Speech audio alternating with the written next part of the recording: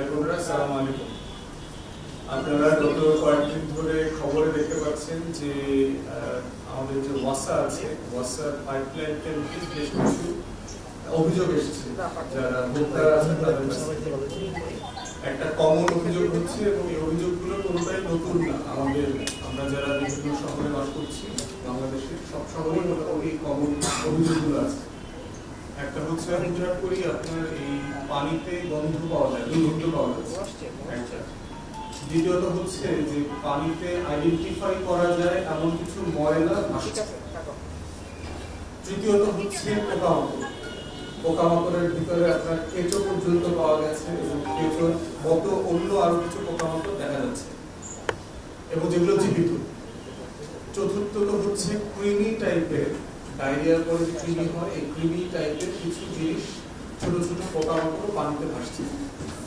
পঞ্চমত আমরা দেখেছি যে কিছু পোকামাকড় আসছে যেগুলো মৃত এবং ধারণা করা হচ্ছে যে আপনার যেহেতু পানিকে এখানে ওয়াটার ট্রিটমেন্ট করা হয়, আমাদের যে কোনো শহরের আরবান যে ওয়াটার ট্রিটমেন্ট প্ল্যান্ট আছে এটার মাধ্যমে অধিক পরিমাণে যদি ক্লোরিন দেওয়া হয় তাহলে ওই পাইপলাইনে যত পোকামাকড় থাকে সেগুলো মারা যায়।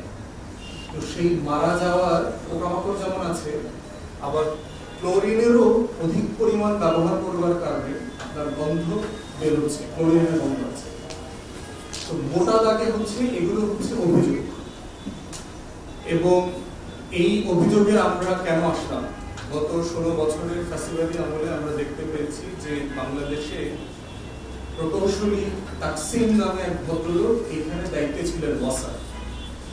2009 সালে আওয়ামী লীগ ক্ষমতায় আসার পরে তাকে এখানে এমপি হিসেবে নিয়োগ দেওয়া হয় এবং দফায় দফায় বাংলাদেশের ইতিহাসে কাউকে চুক্তি বাড়িয়ে বাড়িয়ে এত লম্বা সময় কোনো স্বায়ত্তশাসিত প্রতিষ্ঠানের দায়িত্ব দেওয়া হয়নি। সর্বশেষ আমরা দেখেছি 2023 সালে তাকসিমের মেয়র এমপি হিসাবে আরো 3 বছর বাড়ানো হয়েছে। আপনারা দেখেছেন যে উনি আমেরিকান নাগরিক, ছেলে মেয়ে পরিবার সবাই ওখানে থাকেন এবং বছরের 3 মাস 4 মাস 6 মাস উনি দেশে থাকতেন না। করোনার পুরো সময়টা ওনার ব্যাপারে অভিযোগ ছিল যে উনি বাংলাদেশে ছিলেন না, উনি আমেরিকাতে ছিলেন এবং দুদক ইতিমধ্যে তদন্ত করে ওনার বিরুদ্ধে মামলা করেছে এবং টোটাল যে গভর্নিং বডি ছিল ওনার ম্যানেজমেন্টে আরো 10 জনকে এই মামলার আসামি করা হয়েছে।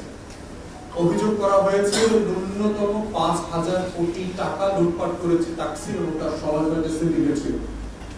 ওয়াসাতে যারা দেশপ্রেমিক, সৎ, ভালো পেশাদার ইঞ্জিনিয়ার ছিলেন, কর্মকর্তারা ছিলেন, তারা যারাই তার বিরুদ্ধে এগুলো কথা বলবার চেষ্টা করা হয়েছে, মিনিস্ট্রিতে অভিযোগ করবার চেষ্টা করা হয়েছে, উনি তাদের সকলের ক্যারিয়ার খেয়ে ফেলছেন এবং জীবন অসহনীয় করে ফেলেছেন।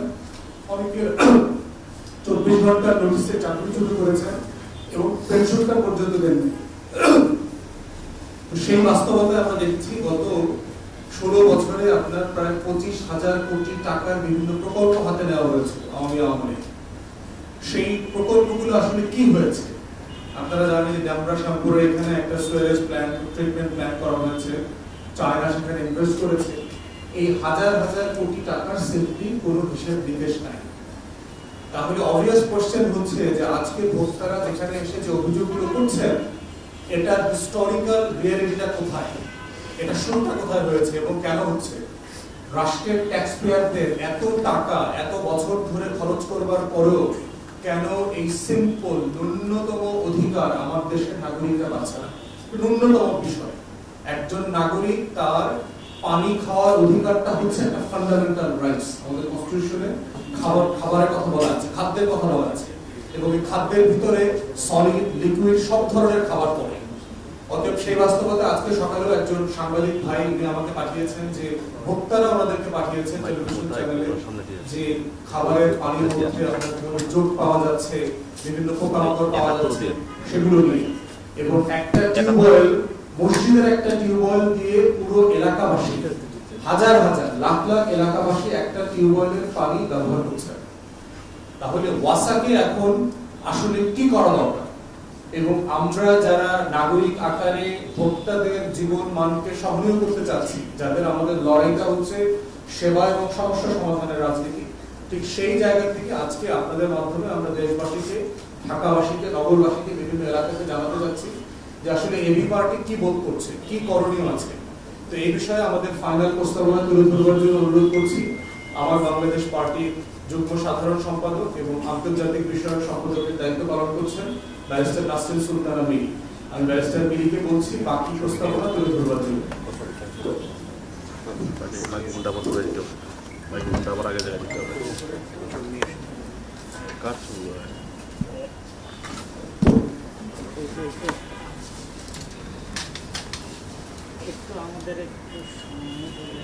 আসসালামু আলাইকুম। প্রতি বছর এই সময়টাতে যখন বৃষ্টির সিজন শুরু হয় আমরা দেখতে পাই যে ওয়াসার পানিতে কোনো কোনো এলাকায়, যেটা আমাদের সাধারণ সম্পাদক বললেন, যে কেঁচো অথবা কেঁচো সদৃশ্য পোকা, দুর্গন্ধ, পানিতে আপনি যখন পানি স্যাম্পল কালেক্ট করবেন এটার ভিতরে ইকোলাইয়ের জীবাণু এবং এরকম বিভিন্ন প্রাদুর্ভাব দেখা যায়। এটা আমি আপনাদেরকে, আমার কাছে স্যাম্পল আছে, আমরা যদি গুগল করি প্রত্যেক বছর 2017, 18, 19, 20, 21, 22 একই খবর, একই নিউজ হেডলাইন, ওয়াসার পানি দূষিত কেন। মানে এইটা নিয়ে বারবার কথা বলা হচ্ছে, বারবার আমরা জবাবদিহিতার আন্ডারে আনতে চাচ্ছি, সব অনেক প্রোগ্রাম করা হচ্ছে। এমনকি 2019 সালে একটা রিট করা হয় একজন আইনজীবীর মাধ্যমে। সেখানে হাইকোর্টের একটা বেঞ্চ জানতে চায় 7 দিনের মধ্যে যে ওয়াসার পানি কেন আপনার জীবাণু ক্যারি করবে এবং এটা সুপেয় হবে না কেন। কিন্তু আনফরচুনেটলি এখনো 7 বছরেও আমরা এখনো জানতে পারি নাই যে আমাদের নাগরিক হিসেবে আমরা মিনিমাম যেটা, যে সুপেয় পানি সাপ্লাই আমরা পাবো, সেই জায়গাটাকে আমরা এখন পর্যন্ত কনফার্ম করতে পারি নাই। স্বাধীনতার 54 বছরে আমরা শুধু উন্নয়ন এবং স্মার্ট বাংলাদেশের ডামাডোল শুনতে পাই চারদিকে, কিন্তু একটা নাগরিকদের জন্য সুপেয় সাপ্লাই চেইন এস্টাবলিশ করতে না পারা, এটা আমাদের একটা সামগ্রিক ব্যর্থতা। এটা শুধু মানে সরকারের না, আমাদের, আমরা নাগরিক হিসেবে এটা আমরা আদায় করে নিতে পারিনি এখন পর্যন্ত। আপনারা জানেন ঢাকা শহরে শীতকাল শেষ হলেই শুরু হয় একটা নতুন খোঁড়াখুড়ির কম্পিটিশন। এখানে রাস্তা খোঁড়া হয়, ওখানে রাস্তা খোঁড়া হয়, এবং এই অপরিকল্পিত খোঁড়াখুড়ি যেখানে আপনার ওয়াসা, ডেসা এবং তিতাস গ্যাস লাইনকে ইনফর্ম করা না করে করা হয়, যার যেমন যখন ইচ্ছা তখন দেখা যায় যে প্রায় যে আপনার সুয়ারেজ লাইন এবং পানির লাইন যেটা, এগুলোকে ফুটো করে ফেলা হয় এবং তখন দুটা পানির লাইন এবং সুয়ারেজ লাইন একসাথে হয়ে যায়।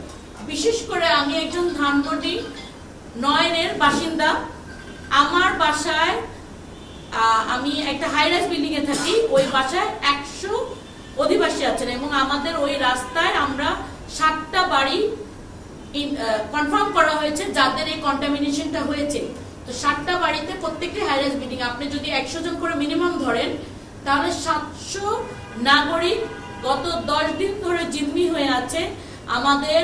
আমরা পানি কিনে খাওয়ার পরেও, কারণ আপনি পানি যতই কিনে খান আপনার হাত ধুতে হবে, প্লেট গ্লাস ধুতে হবে, ই কলাই যেটাকে আমরা বলি জীবাণুটা, এটা কিন্তু খুব ডেঞ্জারাস এবং খুব ডেঞ্জারাস টু কন্টেইন। এটা থেকে আপনার ফুড পয়জনিং থেকে শুরু করে হ্যাপাটাইটিস সব ধরনের রোগ হয় এবং আমরা কোনোভাবে এটা কন্টেইন করতে পারছি না। আমরা এত সাবধানতা নেওয়ার পরও, বিশেষ করে আমার অভিজ্ঞতাটা বলি, আমি নিজে, আমার বাচ্চারা গত 7 দিন মোটামুটি বলা যায় হসপিটাল থেকে আসছে এবং যাচ্ছে, এবং একবার করে কন্টামিনেশন বন্ধ হয়, অ্যান্টিবায়োটিক শেষ হয়, আবার কন্টামিনেশন শুরু হয়। তাহলে এই যে আমরা নাগরিক হিসেবে এই যে ভোগান্তিগুলা, আমরা কিন্তু ওয়াসাকে আলাদা করে চিঠি দিয়েছি, ওয়াসাতে গিয়েছি, কথা বলেছি, ওয়াসার ইঞ্জিনিয়ার এসেছে, তারা তখন খোঁড়াখুড়ি করে বের করলো যে আপনার সুয়ারেজ, গন্ধতেই বোঝা যাচ্ছিল সুয়ারেজ লাইন এবং পানি লাইন এক হয়ে গিয়েছে, কিন্তু এখন পর্যন্ত কোথায় এক হয়ে গিয়েছে এটা বের করতে পারে না। তো 10 দিন হয়ে যাওয়ার পরে যখন বের করতে পারিনি, তাহলে আমরা কি আশা করতে পারি যে কখন বের করতে পারবে। তো এভাবেই কিন্তু নাগরিক জীবন চলছে এবং কিছু কিছু এলাকা, যেটা আমাদের সাধারণ সম্পাদক বললো, জুরাইনের মতো এলাকা বছরের পর বছর একটা টিউবওয়েলের উপর ডিপেন্ডেন্ট হয়ে পুরা নগর জীবন চলছে। এটা তো কোনোভাবে, এটা তো আপনার মানে আফ্রিকাতে যেখানে পানি পাওয়া যায় না সেখানেও তো এত মানে কষ্টকর জীবন নেই। তাহলে আমরা ঢাকা শহরে এত আমরা কিন্তু আপনারা যারা ঢাকাতে থাকেন আপনারা জানেন যে আপনার বাড়ির ট্যাক্স থেকে শুরু করে বিভিন্ন প্রকারে কিন্তু আপনার ট্যাক্স ওয়াসার বিল থেকে শুরু করে আমরা দিয়ে যাচ্ছি, কিন্তু নাগরিক সুবিধার বেলায় আমাদের কিন্তু একদম বলা যায় মোটামুটি জিরোতে আছি আমরা। এই যে ওয়াসার আগের এমডি যেটা বললেন তাকসিম খান, যে উনি বারবার বলতেন যে এটা হচ্ছে ওটা হচ্ছে, 2018 সালে যখন ওনাকে জিজ্ঞেস করা হয়েছিল যে ওয়াসার পানির এই অবস্থা কেন, উনি তখন পুরোটাই দোষ দিয়েছিলেন যারা ক্লায়েন্ট তাদের উপর, যে বিভিন্ন অবৈধ লাইন আছে ফুটো করে এই জন্য। কিন্তু ওয়াসার পানিটা যে যখন কালেক্ট করা হয় ফ্রম দ্য সোর্স, যে আপনার যে টাঙ্কি থাকে সেখান থেকে, এবং ওনাকে বলা হয় যে আপনি একটু খেয়ে দেখেন, তখন কিন্তু উনি এটা অস্বীকার করেছেন, কারণ উনি নিজে জানেন যে ওনাদের সাপ্লাইটাই অ্যাকচুয়ালি ভালো না। এগুলো আমরা ঠিক আছে লাইন খারাপ হতে পারে, তার লাইনটা চেঞ্জ করতে কার দায়িত্ব? এটা তো ক্লায়েন্ট অথবা আমরা অ্যাজ আ এন্ড ইউজার এটা আমরা করতে পারবো না, এটা সরকারকে উদ্যোগ নিতে হবে। এবং তাকসিম খানের মতোই এখনকার প্রশাসক যে আছেন, আমি জানি না ওয়াসার এখন এমডির নাম কি, ওনার কোনো পদক্ষেপ কি আপনারা দেখতে পেয়েছেন?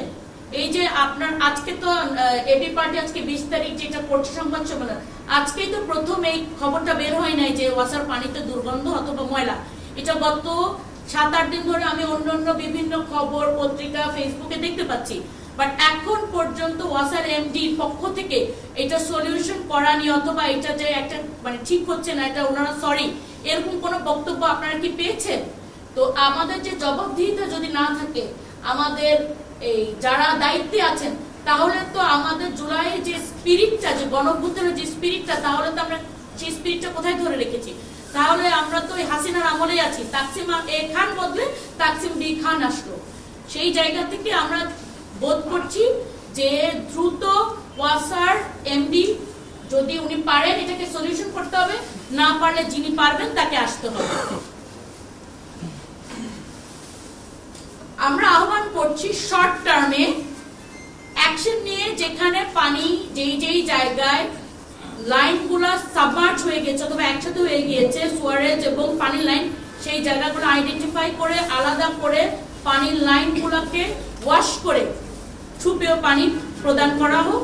সবাই যেন আপাতত এবং পোকামাকড় যেটা আছে এই জায়গাটাকেও অ্যাড্রেস করা হয়। এটা হলো শর্ট টার্মে অ্যাড্রেস, আমরা চাচ্ছি যে এখনই এটাকে যেন ঠিক করা হয়। এবং লং টার্ম পদক্ষেপ হিসেবে আমরা চাই যে ভালো ফিল্টার প্রযুক্তি, কারণ আমাদের বাংলাদেশ তো একমাত্র দেশ না যারা হলো সাপ্লাই চেইনে পানি খায়, তাই না? আপনার কলকাতাতে কখনো দেখবেন না, আমি এখন পর্যন্ত কখনো আমার মনে হয় না কখনো আমি খবর দেখেছি যে কলকাতাতেও পানিতে পোকা অথবা পানিতে প্রবলেম পাওয়া গেছে। যদি ওরা করতে পারে আমরা কেন করতে পারবো না?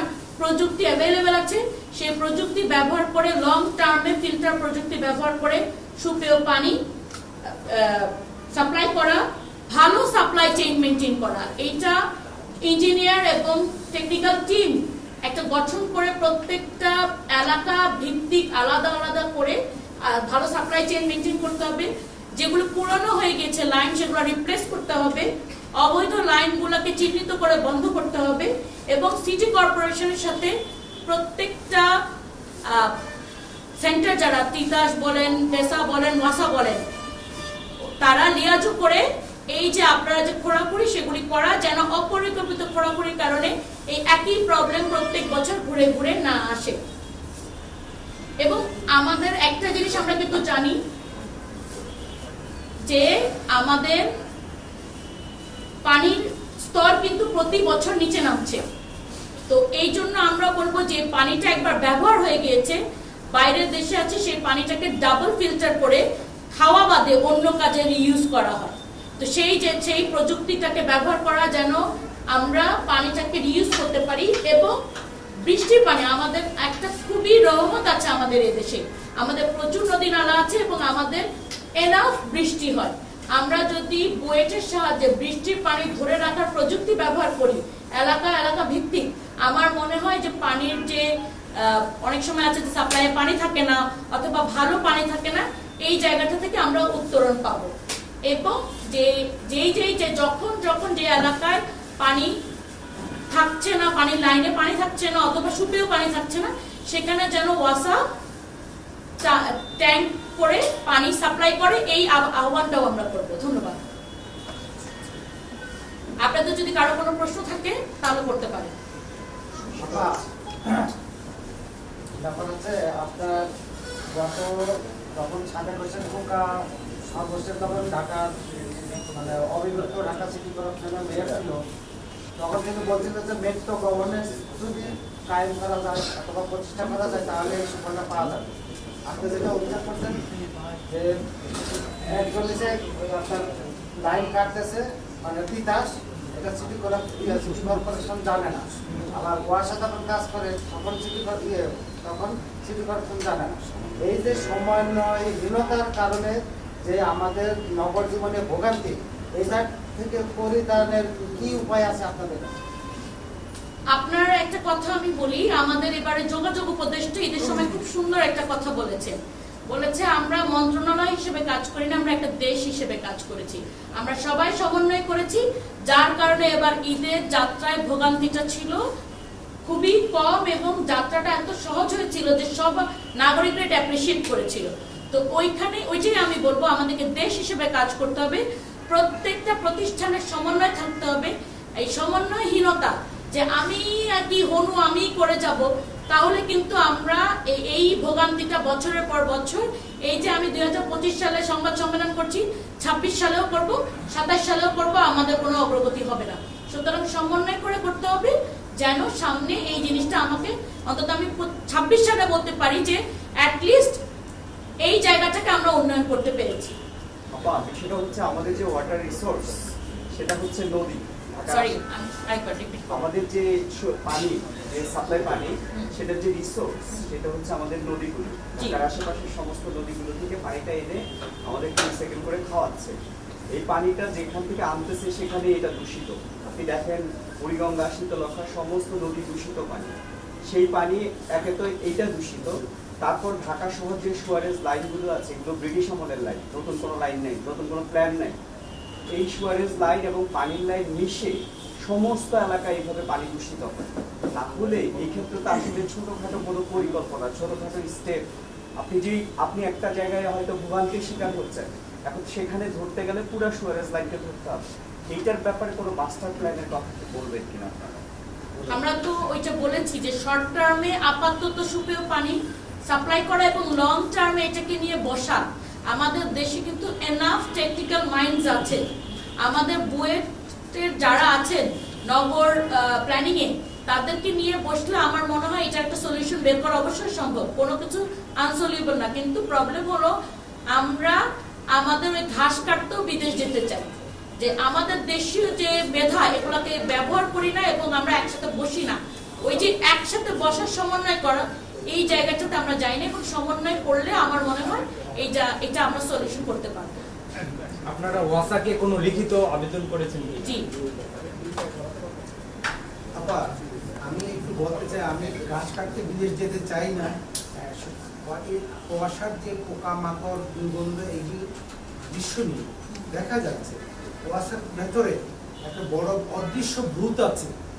সেই ভূতটা হচ্ছে, সবার কথা বলছেন, কিছু সংখ্যক কর্মচারী, কর্মকর্তা এবং গ্রাহক, তারা কি করে কন্ট্যাক্ট করে ওয়াসার সাথে একটা বিল করে, তাদের মিটার রিডার এবং ওয়াসার কিছু লোকজন এবং কিছু গ্রাহক, তারা সমন্বয় করে যোগাযোগের মাধ্যমে, দুর্নীতির মাধ্যমে বিভিন্ন অনেক বড় একটা অ্যামাউন্ট ওয়াসার সে রাজস্ব হারাচ্ছে। ওয়াসার তারা এক হিসেবে চুরি করছে বলা যায়।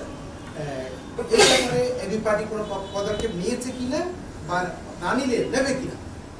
জি, আমি তো বলেছি অলরেডি যে লং টার্মে হলো অবৈধ লাইনগুলো চিহ্নিত করতে হবে, কারণ আপনার এই অবৈধ লাইনগুলো যখন নেয়, আপনাকে মনে রাখতে হবে এই অবৈধ লাইনগুলো কিন্তু একটা অবৈধ ফুটো করে নেয়, তখন আপনি ওই লাইনটাকেও কিন্তু ড্যামেজ করে ফেলতেছেন। এবং শুধু ওই অবৈধ লাইনটা যখন যাচ্ছে ড্যামেজ করতেছেন না, যেটা আপনি বললেন রাজস্ব ফাঁকি দিচ্ছেন, টাকার এখানে যে আমার যে ট্যাক্সের টাকাটা এখানে বরাদ্দ হচ্ছে, অ্যাকচুয়ালি এই ফিল্ট্রেশন অথবা ভালো পানি সাপ্লাইয়ের কাজে ব্যবহৃত হচ্ছে না, ওদের পকেটস্থ হচ্ছে।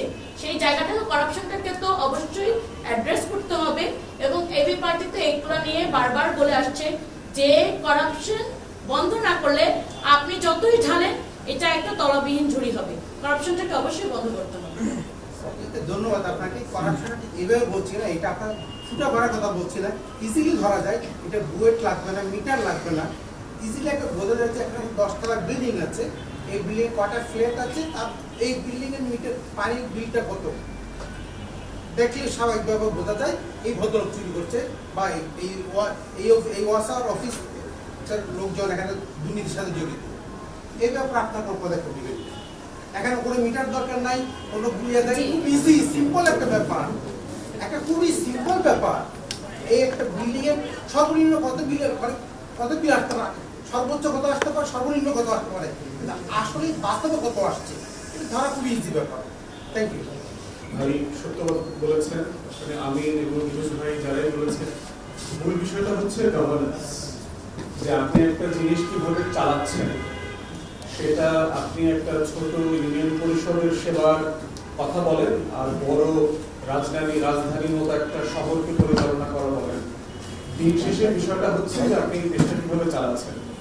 এবং সংকটগুলো কোথায় দেখে যে ওয়াসা যেহেতু একটা স্বায়ত্তশাসিত প্রতিষ্ঠান আমাদের এলজিআরই মন্ত্রণালয়ের অধীনে, বাস্তবতা হচ্ছে যে ওয়াসার সাধারণ জনগণের সাথে সংশ্লিষ্টতা কোথায়।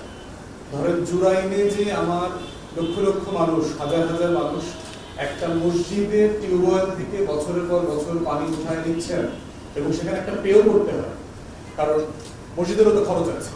তো সেই জায়গাটাতে যে বছরের পর বছর হচ্ছে, এটা আসলে ওয়াসা জানে কিনা, না জানলে সে কেন জানে না। ওয়াসা বলছে গত এক সপ্তাহে দেখবেন যে আমরা বিভিন্ন অভিযোগের প্রেক্ষিতে বিভিন্ন এলাকাতে গিয়েছি, আমরা আমাদের পাইপলাইন গুলো চেক করেছি, চেক করে দেখলাম যে সেখানে কোনো ময়লা নাই, পোকামাকড় নাই। আমরা ধারণা করছি যে ওয়াটার ট্যাঙ্কি যেটা আছে অথবা বিল্ডিং এর যে রিজার্ভয়ার আছে এর নিচে, বিল্ডিং এর নিচে, সেখান থেকে আসছে। আপনি ধারণা করে বলছেন কেন? আপনি ওটা রেজলিউশন করছেন না কেন? আপনার টিম সহ এলাকাবাসীকে নিয়ে আপনি আপনার ওয়াসার পাইপলাইনটা কেন চেক করাইলেন একসাথে? কারণ আপনি বললে হবে না, তো এলাকাবাসীর তো আস্থা থাকতে হবে যে হ্যাঁ আপনি এটা ভালোভাবে চেক করেছেন, পাইপলাইনে আসলে সমস্যা নাই।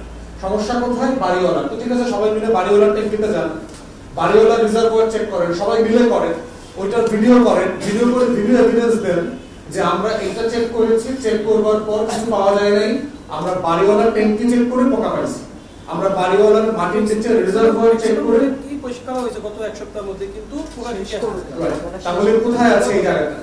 একটা গুরুত্বপূর্ণ জায়গা হচ্ছে যেটা আমার সহকর্মী বলেছেন যে খোরাখুরির কারণে কিন্তু এই সময়টাতে উপদ্রবটা বেশি হয়, যেহেতু অপরিকল্পিত, সবাই ইচ্ছা মতো ঘুরতেছে এবং সেই জায়গাটাতে আপনার ওয়াসার যে পাইপলাইনটা আছে সেটা ক্ষতিগ্রস্ত হচ্ছে।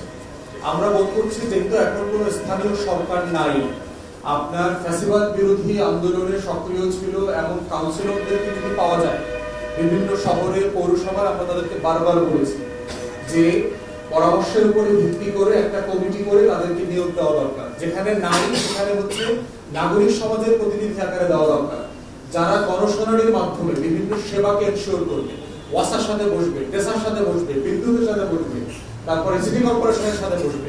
এখন যেটা হয়েছে যে বাংলাদেশের নাগরিকরা হচ্ছে একটা এতিম রাষ্ট্রের নাগরিকে পরিণত হয়েছে।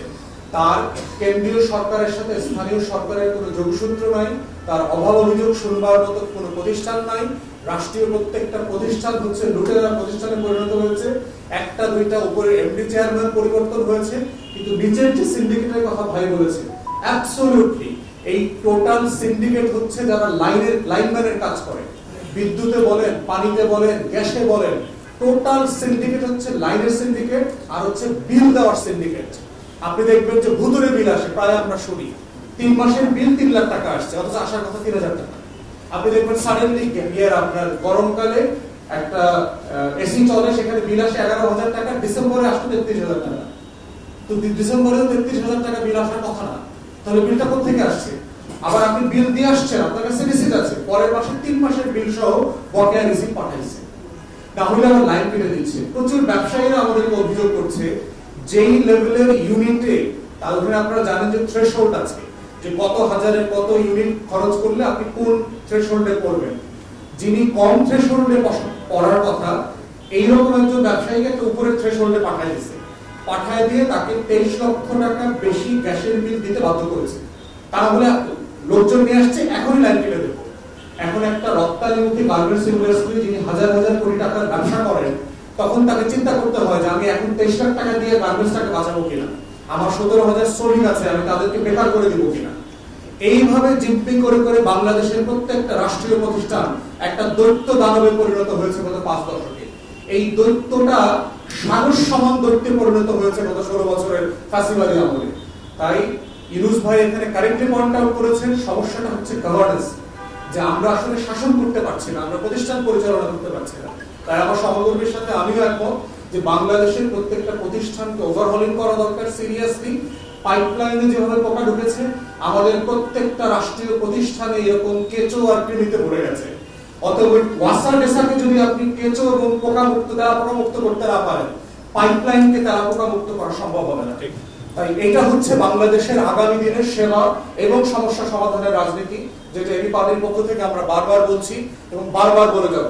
জনগণের যেখানে ভোগান্তি আছে সেখানে আমাদের আওয়াজ থাকবে এবং অন্তর্বর্তীকালীন সরকারকে বলছি ইমিডিয়েটলি আপনাদের দায় দরদের রাজনীতির যে গল্প তুলছেন, সেই গল্প যে বাস্তবতা, সেই গল্পে যে আপনারা বিশ্বাস করেন, আপনারা 1400 শহীদের গণ অভ্যুত্থানে বিশ্বাস করেন, সেটা প্রমাণ করার সময় আসছে।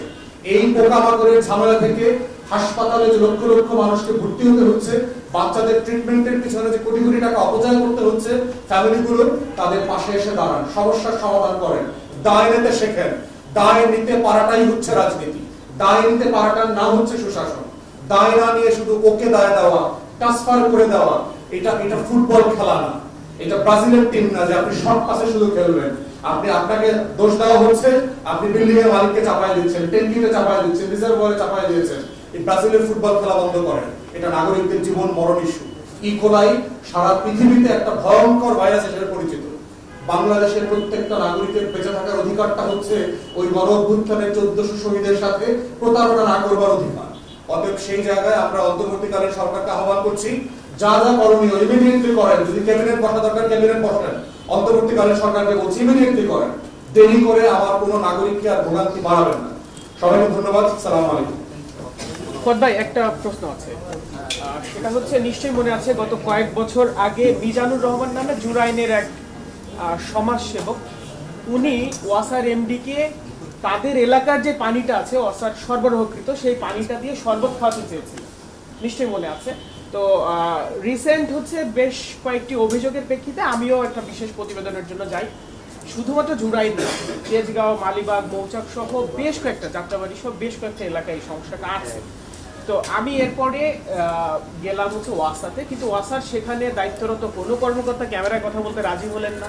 তারা এই অভিযোগটাই অস্বীকার করলেন যে এরকম কোনো অভিযোগ নেই, এবং যদি সেটা থেকে থাকে তাহলে সেটা হচ্ছে টাঙ্কিতে সমস্যা আছে বা এর বাইরে কিছু না। এখন এবি পার্টি কি মনে করে কিনা যে পানি সরবরাহ করার ক্ষেত্রে ওয়াসার আরো যুগোপযোগী চিন্তা ভাবনা করা দরকার কিনা?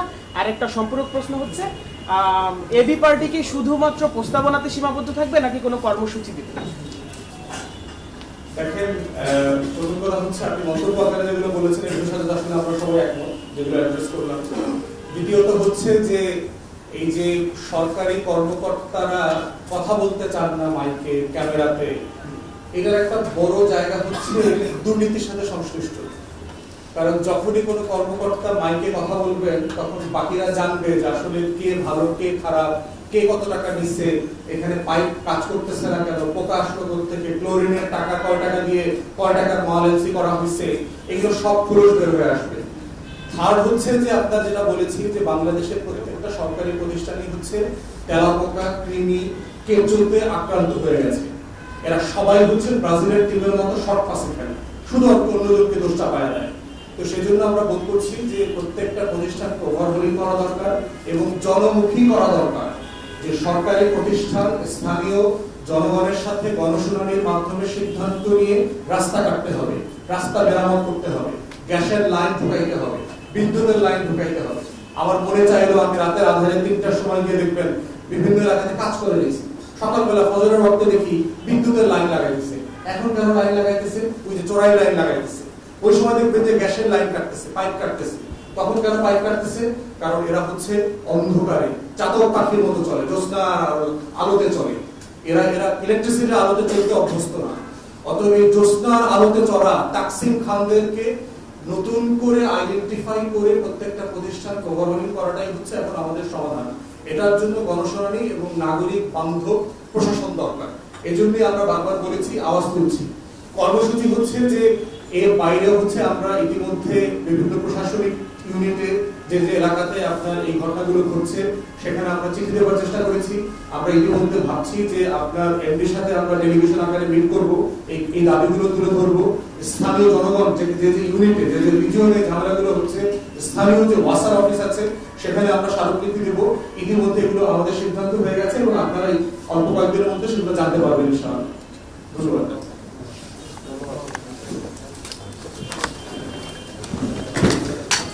পার্টির মিডিয়া সেলে যুক্ত না এমন কেউ থাকলে